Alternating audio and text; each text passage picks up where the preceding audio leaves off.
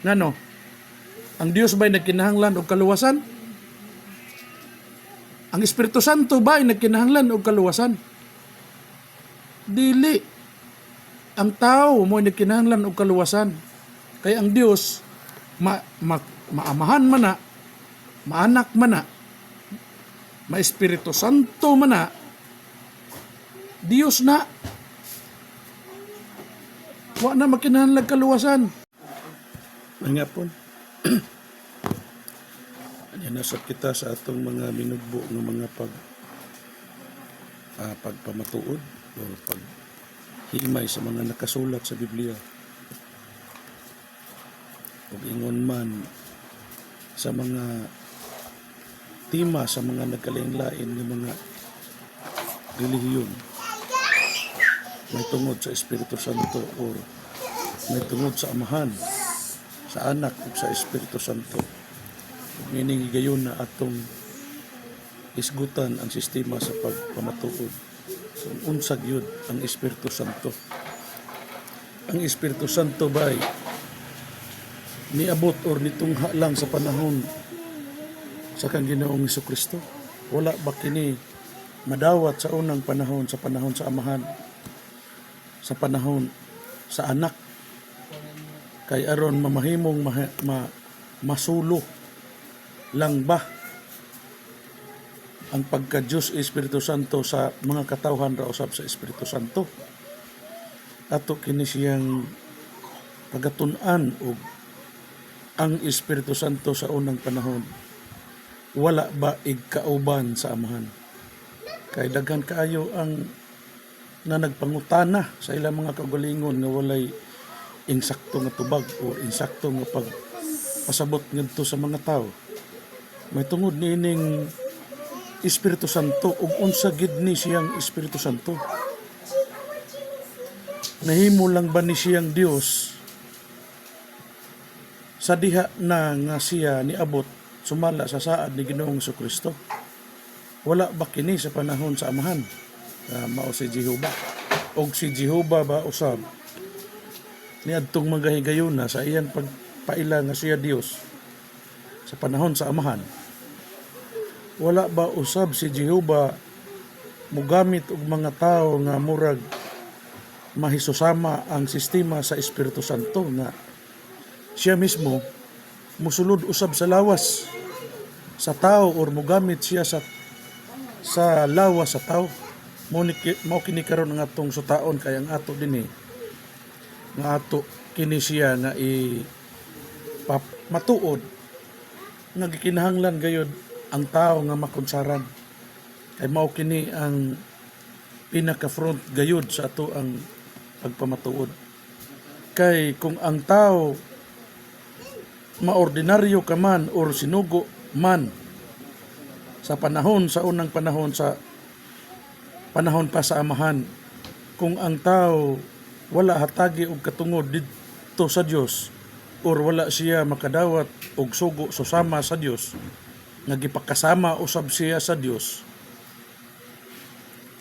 aduna ba siya'y kalabtanan? Oo. Aduna siya'y kalabtanan. Kay ang tao nga nagpakadawat sa Espiritu, ma-Espiritu man ni Jehovah, ma-Espiritu man ni Kristo, hilabi na gayud ang Espiritu Santo, ikinahanglan gayud kana na mamahimong ilhanan kay lisod pod. Ug naa lang kay mabasa nga nagpapamatuod nga ang katumanan nga kaliwatan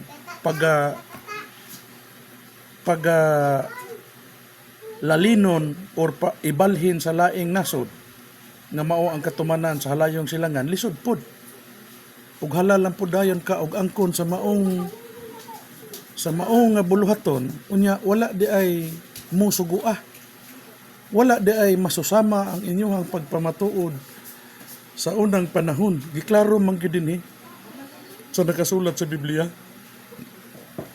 nga ang Dios og magsugo, mismo ang Dios makigsulti didto sa tao nga iyang gisugo or iyang sinugo. Kay mao kana ang usa sa ilhanan. Ug diha unya ni ana ang tao once nga ikaw kinunsaran kay gitawag man ka nagpunsad or sanib.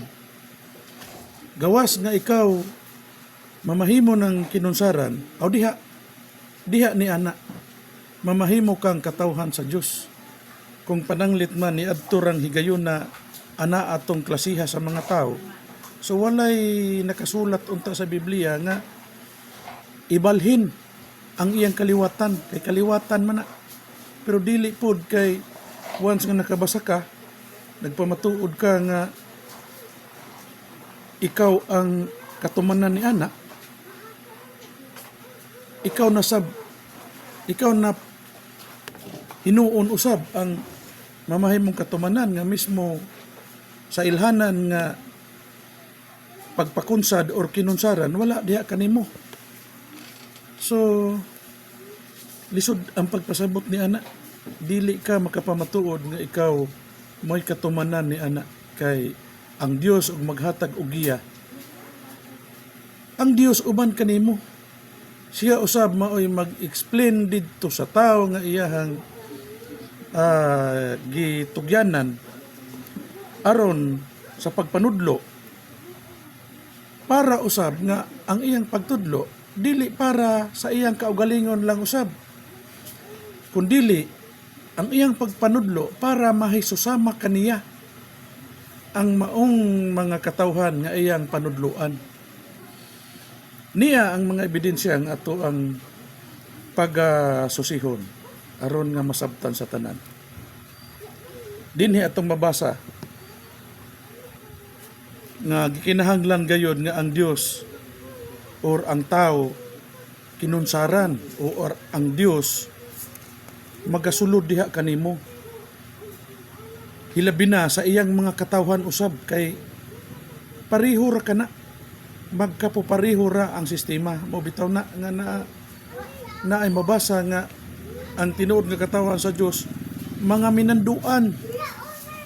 minanduan kana sa Dios sa espiritu, dili kay gimanduan siya sa pagkatawhanon, kay ang pagmando sa pagkatawhanon lahi sa espirituhanon. Dili nimo pamatud-an nga siya Dios kung siya nga magmando, nga siya magpatuo nga Dios, unya siya nga nagmando,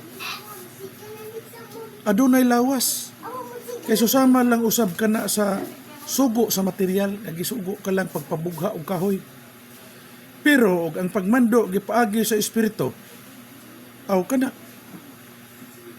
sigurado gayud nga ang Dios kauban nimo, kay mao man ay pinaka-front gayud bisan ang pagpakunsad sa espiritu. Ang pinaka-puntos diha nga ang Dios kauban nimo, dili kay muingon nga daghan ng Dios kay nakunsaran man sa Espiritu Santo, susama sa gisulti sa akong kauban nga kung ikaw daw nasudlan og Espiritu Santo, so ang sistema madaghan ang Dios, dili daw ingon ni ana ang pagpamatuod ngano.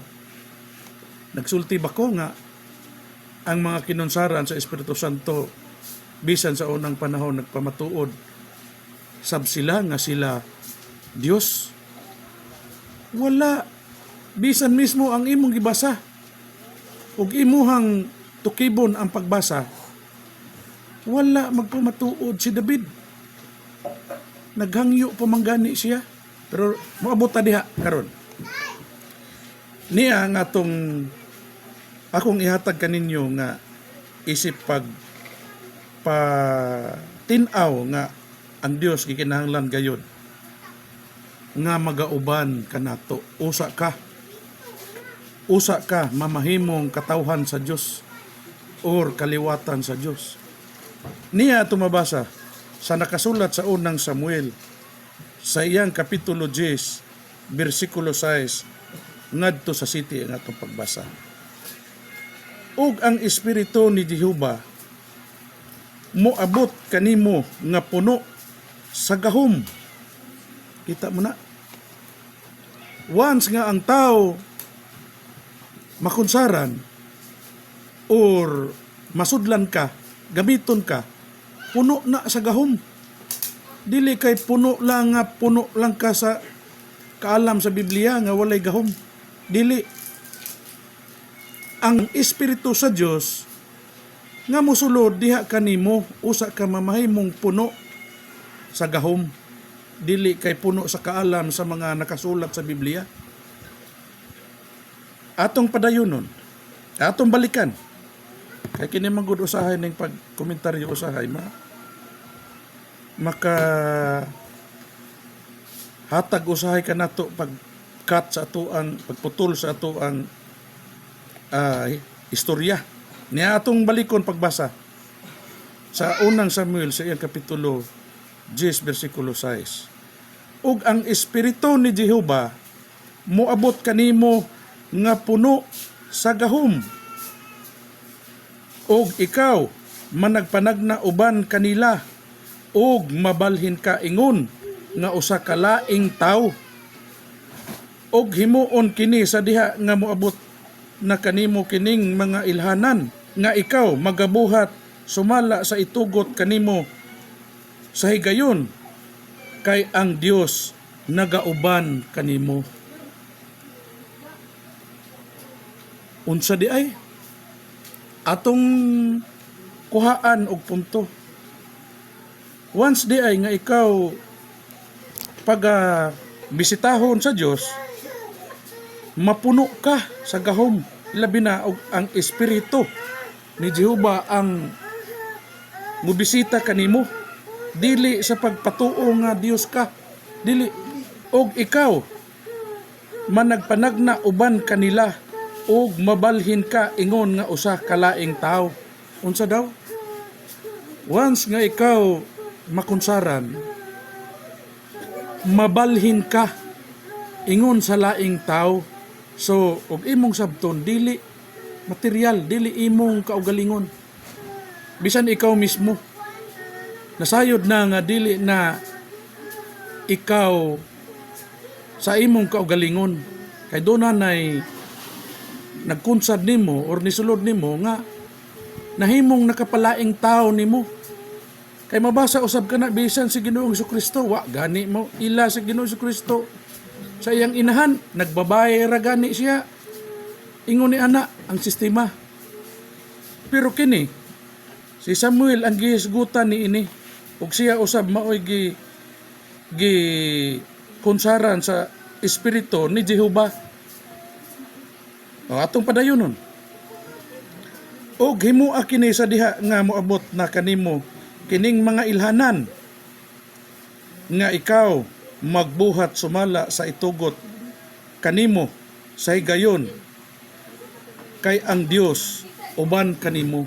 Mao ni siya pinaka-importante. Once nga ang tao makunsaran, ang Dios nagauban kanimo. Dili kay ingon nga nagdios-dios na pug ka. Ayaw mo paghunahuna ana. Nag libog-libog raman mo sa inyong hunahuna. Hunahuna ra na ninyo. Dili na mo ibot pasabot dinhi sa nakasulat sa Biblia. Kamura mi naghunahuna ni ana.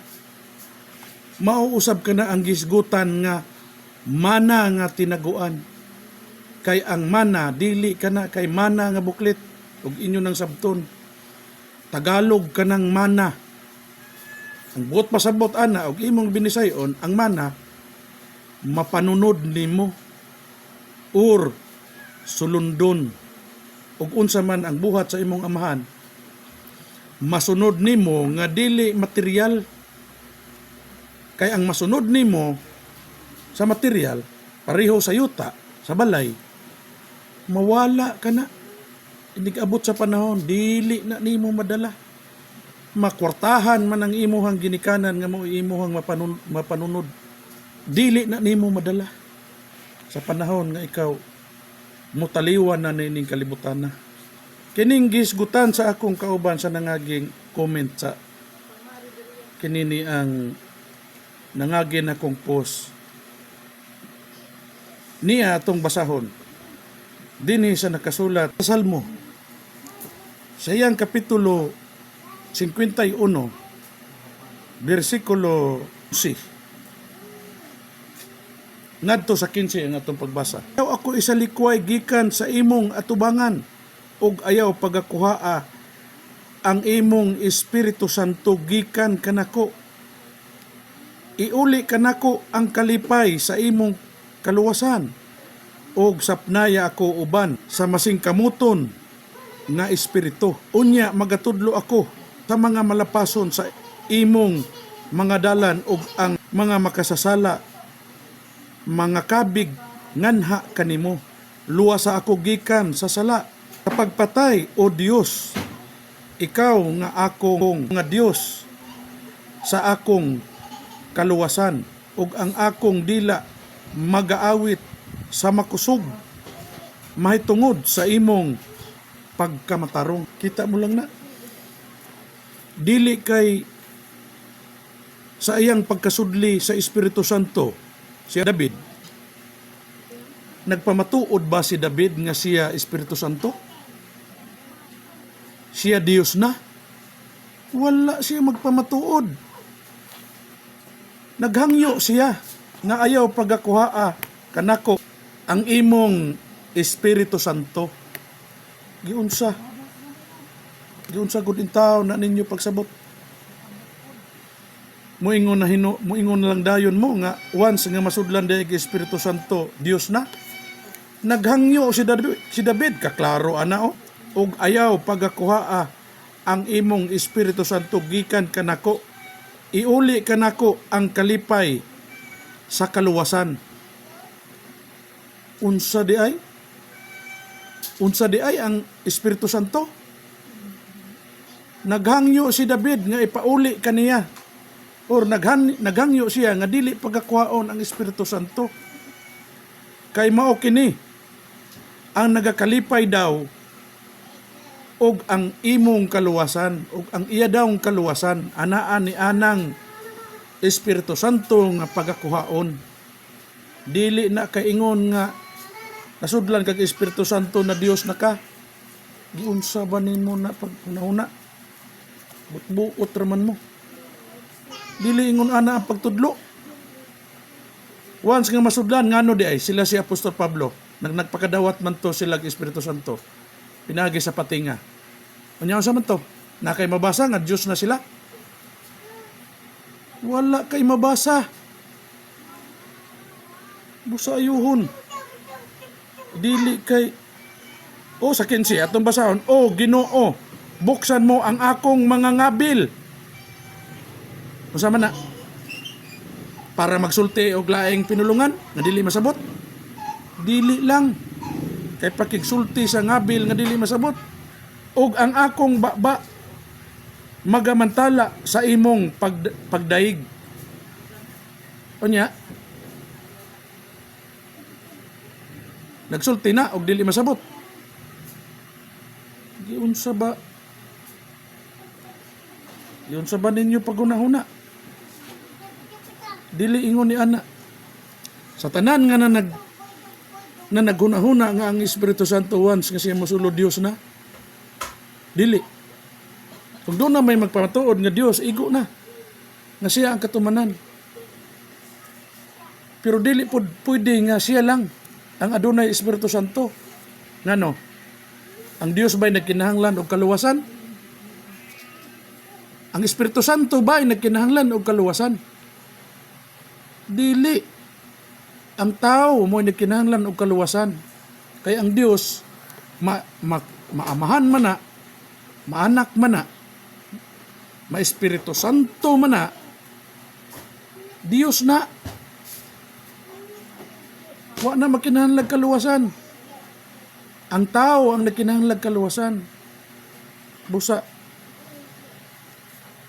Ayun pagsabot. Dili ni kaysa usa lang ka reliyon, sa tanang reliyon nga na nagtuo sa Amahan, sa Anak ug sa Espiritu Santo. Unsay hangyo ni Apostol ni David, ni Haring David, iuli kanako ang kalipay sa imong kaluwasan. Kita mo na, kalipay ang Espiritu Santo nga kuhaon sa Amahan. Kalipay ug kaluwasan. Yan ay gibutang diha nga Dios na. Busa, dili ingon nga unsa diha. Nagpasiatag tag unsa diha, dili. Ang importante din ha, once nga ikaw mamahimong makunsaran, ay way laing kaluwasan. Mawala man ka nining kalibutan na, kay wa may taong magamot. Kung mawala ka man nining kalibutan na, at least kauban nimo ang Dios. Mao nay kaluwasan. Bisan asa ang Dios ato ka. Nawala man ang Dios. Ang tao mawala usab. Pangutana dihag nakadawat na ba mo sa Espiritu Santo? Sige lang mong pamatuod sa Espiritu Santo, inyo amoy inyo. Na inyo. Dili niingon pag-unsa. Para ni siya nga unta ang tao. Maghuna-huna. Nga mudawat. Kay kinahanglan gayud nga ipursige gayud kini. Nabagit tayo mabasa nga kinahanglan gid siya nga ipursige or ipugos sa nilog sanay naa. Dinhi ato mabasa sa Lucas kapitulo 16 bersikulo 16 ngadto sa 17 ang atong pagbasa. Ang kasuguan og ang mga propeta milungtad hangtod sa pag-abot ni Juan og sukad ni adtong panahona ginawali ang maayong balita may tungod sa gingharian sa Dios ug ang matag usa ka tawo nagasulod niini sa nilugsanay. Kita mo na kinahanglan nga ipugos, kinahanglan ang nilugsanay nga sistema. Unsa dayon? Ngano nga kinahanglan gid siyang ilugos? Kay lisod. Lisod na siya. Gibutang din ang definasyon nganong lisod siya. Niya atong tiwas ang pagbasa sa 17. Apan masayon pang mahanaw ang langit ug ang yuta kaysa mawad ag kahulugan ang usa ka tuldok sa kasuguan. O kita mo na. Masayon pa daw ang mahanaw ang langit ug ang yuta kaysa kawad-an ug kahulugan ang usa ka tuldok sa kasuguan. Kita mo na kung sa kalisod, pero gikinahanglan gyud siyang ipugos. Unsa ba gyud ang basihan ngano nga naghisgot og gingharian? Kini gingharian sa pagsabot sa tao ani nagtuo sila og palasyo ni nang binuhat bas kamot. Basig mo ni palasyo. Niya atong basahon og palasyo ba ning gingharian kay gisgutan man ni siya dinhi nga ang kasuguan daw og ang mga propeta milungtad hangtod sa pag-abot ni Juan og sukad ni adtong panahon na ginawali ang maayong balita mahitungod sa gingharian sa Dios. So atong susihon ni og kining gingharian simbahan ba ni? Kay aron pud maklaro ba? Kay lisod ba ya pud gingharian mga palasyo baka ni? Niya atong basahon dinhi sa ato lang isibog gamay sa Lucas ra gihapon sa iyang kapitulo 17 bersikulo 20 ang atong pagbasa. Og sa gipangutana siya sa mga Pariseo kung kanus iabot ang gingharian sa Dios, siya mitubag kanila ang gingharian sa Dios moabot nga dili pagaubanan og mga tilimad-on nga mapaniid og dili usab sila magaingon nga di ara o ato ara kay tan-awa ang gingharian sa Dios ana ara sa taliwala ninyo.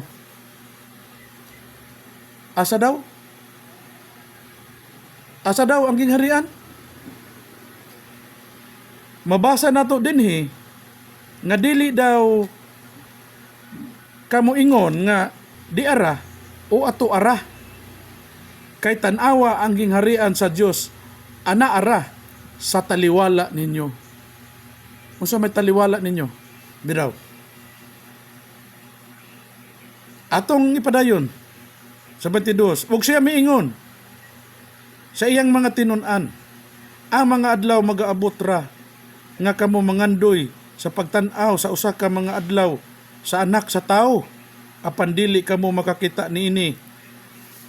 Og sila na nag-ingon, unya kaninyo, ato ara, o di ara, ayaw gayud kamo pagnunot kanila. Kay maingon nga ang kidlat magakilab og pagadan-aga niini ang langit gikan sa usa ka bahin ngadto sa laing bahin. Maingon man usab unya ang anak sa tao sa iyang adlaw. Apan kinahanglan una nga siya magaantos sa daghang mga butang og igasalikway niining kaliwatana. Kini bang kaliwatan nga gikahisgutan niadto lang bang panahona nga sa panahon sa ilang panahon sa amahan ug sa panahon sa kang Ginoong Jesucristo kadto ba nga kaliwatan ang gihisgutan nining maong basahon? Niya ato lang pagkasundan ang nakasulat sa buhat sa iyang kapitulo 2 bersikulo 38. Og si Pedro mitubag kanila, pag hinulsul kamo og pagpabautismo kamo ang matag usa kaninyo sa ngalan ni Hesukristo tungod sa kapasayloan sa inyong mga sala ug madawat ninyo ang gasa nga Espiritu Santo, kay ang saad alang kaninyo ug sa inyong mga anak ug sa tanan nga mga atoa sa halayo. Sa matag usa nga pagatawagon sa Ginoo nga atong Dios ug sa daghan pang mga pulong siya naghimog pagpanghimatuod ug kanila miagda siya nga nag-ingon, luwasan ninyo ang inyong kaugalingon gikan niining sukwahi nga mga kaliwatan. Unsa kini nga matang nga gihisgutan ni Ginoong Jesucristo nga pagaluwason nga gikinahanglan usab sila nga mamahimong makunsaran sila da usa sa Espiritu Santo para mamahimo silang mga sukwahi or mga lahi nga mga kaliwatan. Kay natural mahimo mangyog kang lahi tungod sa sistema nga ang iyang mga katawhan gipakita nga pagakunsaran or magadawat sila sa Espiritu Santo ug imong ikumparar sa katong wala na nagdawat. So dili sila gyud mamahimong magkapopareho.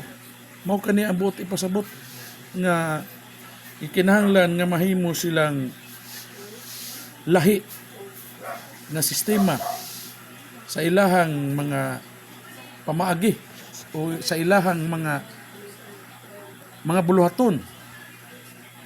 Asa pa andugang ni atong gibasa ganina kapitulo 2 sa buhat bersikulo 38 ngadto sa 40 ang atong pagbasa sa buhat sa iyang kapitulo 2 bersikulo 17. Kung wala ba gihatag dinhi ang sistema sa mga mahitabo sa umalabot, kung kining higayuna ilan na ba ning nasaksihan sa unang panahon sa ila pang mga kapanahunan. Kay kung wala kini sa ilang panahon unya nahitabo nga niya sa ato nga panahon, so walay pagduha-duha nga ang ipasabot niini ang kaliwatan nga sa kaulahian nga mga kaliwatan. Sa buhat sa iyang kapitulo 2 bersikulo 17, og may tabo sa kaulahiang mga adlaw nagaingon ang Dios nga pagabubuan ko sa akong espiritu ang tanang katawhan og magahimog mga propesya ang inyong mga anak nga lalaki ug babae ug ang inyong mga batan-on makakitag mga panan-ahon ug ang inyong mga katigulang magadamgo ug mga damgo.